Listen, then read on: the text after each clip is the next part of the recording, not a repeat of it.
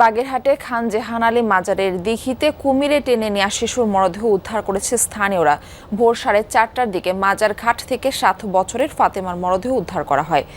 গতকাল রাত 8:30টার দিকে দিঘির একটি ঘাটে শিশুটি গোসল করতে নামলে তাকে টেনে নিয়ে যায় কুমির। তার চিৎকার শুনে শুরুতে মাজারে থাকা স্থানীয়রা উদ্ধারের চেষ্টা চালায়। খবর পেয়ে স্থানীয়দের সাথে উদ্ধারে নামে ফায়ার সার্ভিসও।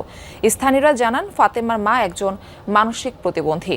মায়ের সাথে মাজারে থাকতো ফাতেমা। বেশি ওঠার আসে 5-7 মিনিট পরে নিয়ে এখানে যখন আনা হয়েছে কুমির, তখন ওই ঘাটের থেকে ঘুরিয়ে এখানে এসে এই ঘুরিয়ে এখন বর্তমানে ওই দক্ষিণ সাইডে আছে। যে সতর্ক থাকা উচিত, যেরকম কুমির মানুষ লোক ধরে এরকম নামবো না বা আলোকি মন্দ, এটা তো সবাই বোঝে না যে তো সবাই তো দিঘির ভিতরেই নামবে। দেশি বিদেশি লোক যারা মাজারে আসে তাদের নিরাপত্তা বিষয়টা নিশ্চিত করে কিভাবে এটাকে ভালো করলে ভালো হয়, যে কুমির থাকতে পারে বা জনগণের ক্ষতি হয়, মাজার ঐতিহ্য নষ্ট হয়, এবার অবশ্যই আমরা ব্যবস্থা নেব। মারফি, আমি যদি বলি যেটি আপনি বলছিলেন, আসলে এটি হৃদয় বিদারক ঘটনা। এখানকার বাতাসটা আসলে বেশ ভারী হয়ে আছে দুইটি কারণে। সেটি হলো যে আমরা যদি দেখি যে কোনো শিশুর মৃত্যু হয়েছে, তাহলে সেই বাড়িতে আমরা দেখি যে মানুষের আহাজারি, মানুষ স্বজনদের কান্নাকাটা। কিন্তু এখানে একেবারে সম্পূর্ণ ব্যতিক্রম। কারণ হলো যে সেই যার আসলে কলিজার ধন, সেই হতবাগা মা, সে জানে না যে তার সন্তানটা আসলে না ফেরার দেশে চলে গেছে। তিনি নির্বাক, তিনি আসলে জানেন কি জানেন না বা বোঝেন কি বোঝেন না, সেটি আসলে বোঝাটা বেশ খানিকটা মুশকিল। কারণ হলো তিনি মানসিক ভারসাম্যহীন। আমরা সেই মাকে দেখেছি এখানে নির্বাক বসেছিল এবং তার সন্তানের যে পোশাকটি, সেই পোশাকটি হাতে নিয়েই তিনি আসলে বসে আছেন নির্বাক।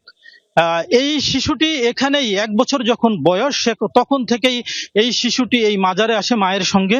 তখন থেকেই এই শিশুটির এখানে বেড়ে ওঠা, এখানেই তার ঘুমানো, এখানেই খাওয়া, এখানেই তার রাত্রি যাপন, এখানে এই দিঘিতেই তার গোসল। এক কথায় বলা চলে যে এটি তার আবাসস্থল, এটি তার বাড়ি, এটি তার সবকিছু। সেভাবে শিশুটি এখানে বেড়ে উঠছিল এবং এভাবেই খেলাধুলার মধ্যে মানুষের যে জীবন, সেই জীবনটি সে অতিবাহিত করছিল। ঠিক আমি এই জায়গাটা একটু দেখাতে চাই। এই ঘাটটি থেকেই, এখান থেকেই শিশুটিকে নিয়ে যায়, আর শিশুটিকে যেখান থেকে উদ্ধার করা হয় সেই জায়গাটি আমি দেখানোর জন্য একটু চেষ্টা করব। ঠিক আমার এই যে বাম দিকে এই যে ঘাটটা দেখা যাচ্ছে, একটি নৌকার মতো, ঠিক আমরা দেখানোর জন্য চেষ্টা করছি। এইখান থেকে এই শিশুটিকে উদ্ধার করা হয়েছিল। এটা ভোর 4:30টার দিকে এখান থেকে উদ্ধার করা হয়েছে। এখানের স্থানীয় যারা খাদেম আছেন তারা আসলে নিরলস চেষ্টা করেছেন।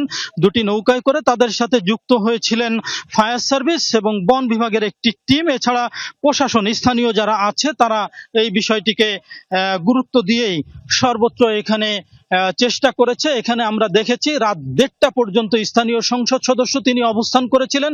জেলা প্রশাসক নিজে এখানে এসেছিলেন, পুলিশ সুপার এসেছিলেন, তারা অবস্থান করছিলেন। এই মুহূর্তে আমরা দেখছি যে এখানে বেশ কিছু আইন শৃঙ্খলা বাহিনীর সদস্যরা উপস্থিত আছেন।